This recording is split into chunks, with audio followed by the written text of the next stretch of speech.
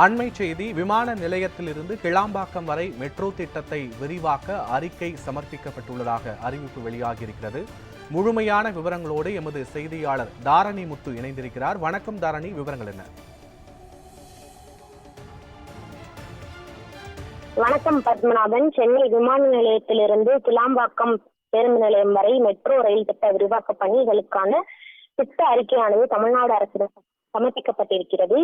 Chennai metro rail திட்டத்தை விமான நிலையத்திலிருந்து கிளாம்பாக்கம் பேருந்து நிலையம் வரை நீட்டிப்பதற்கான விரிவான திட்ட அறிக்கை தலைமைச் செயலகத்தில் இன்று தமிழ்நாடு அரசின் சிறப்பு முயற்சிகள் துறை கூடுதல் தலைமைச் செயலாளர் கே கோபால் அவர்களிடம் அரசு முதன்மை செயலாளரும் சென்னை மெட்ரோ ரயில் நிறுவனத்தின் மேலாண்மை இயக்குநருமான சித்திக் என்று சமர்ப்பித்தார். இந்த மெட்ரோ ரயில் திட்ட விரிவாக்கம் சாலை மேம்பாலத்துடன் இணைந்து கட்டப்பட இருக்கிறது.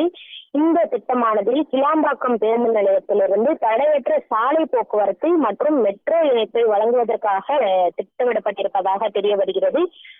இந்த திட்டத்தில் அமைக்கப்பட இருக்கும் மேம்பால சாலையானது நேரடியாக கிளாம்பாக்கம் பேருந்து நிலையத்திற்கு உள்ளே செல்லும் எனவும் பிற்காலத்தில் அது செங்கல்பட்டு வரை நீடிக்கப்படும் எனவும் தெரிவிக்கப்பட்டிருக்கிறது. இதில் பல்லாவரம், குரோம்பேட்டை, தாம்பரம், பெருங்குளத்தூர் மற்றும் மண்டலூர் ஆகிய முக்கிய போக்குவரத்து மையங்களுக்கு நேரடி இணைப்பை தரும் எனவும் கூறப்பட்டிருக்கிறது. மேலும் இந்த வழித்தடத்தின் மொத்த நீளம் 16 கிலோமீட்டர் ஒட்டி இருக்கும் எனவும் தெரிய வருகிறது. இதன் மதிப்பீட்டில் கிட்டத்தட்ட 9,335 கோடி வரை செலவு ஆகும் எனவும் குறிப்பிடப்பட்டிருக்கிறது. பத்மநாபன், முழுமையான விவரங்களுக்கு நன்றி தாரணி.